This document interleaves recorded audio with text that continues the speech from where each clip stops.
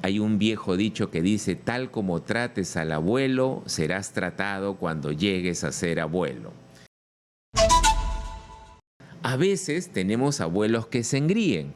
Entonces tú tienes que ayudarlo a que él se esfuerce, porque él todavía tiene que seguir desarrollando sus habilidades psicomotrices. Es decir, él todavía tiene que esforzarse en pararse, en caminar, y es bueno que camine. Por eso es muy importante los paseos con el abuelo. Por eso es muy importante que al abuelo no lo abandones, no lo dejes en la cama tirado, no lo dejes en ese mueble preferido, no, tienes que crear una dinámica de conversación, de entretenimiento. Es más, en los asilos, hablo de estos asilos europeos que he tenido la oportunidad de conocer, eh, son increíblemente sensoriales. O sea, el abuelo puede jugar ping-pong, puede nadar, tiene clases de natación, tiene clases de ritmo lento, porque en ellos la lentitud ya pasa a ser un valor, pasa a ser una habilidad, y hay que aprender mucho de esa lentitud. Pero en estos asilos lo que hay es estímulos sensoriales para seguir desarrollando la capacidad cognitiva del abuelo. Esto es seguir manteniéndolo vivo, fuerte. Seguir y estimularlo para que él pueda sentirse muy cómodo en este ambiente. Por eso es que hay un viejo dicho que dice, tal como trates al abuelo, serás tratado cuando llegues a ser abuelo. Yo creo mucho en eso. Bueno.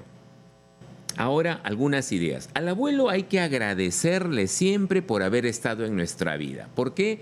Porque él es el que lleva la cuenta de nuestra vida. Él es el que, él o ella, abuelo o abuela, es la persona que de alguna manera, al criarte, al ver tu crecimiento, al ver cómo te desarrollabas, al ver cómo triunfabas en la vida o cómo fracasabas, al ver cómo era esos momentos, el nacimiento de tu hija, el nacimiento de tu hijo, el ascender en el puesto de trabajo, el irte al estudiar afuera y después regresar, el abuelo estuvo ahí, primero como padre, después como abuelo.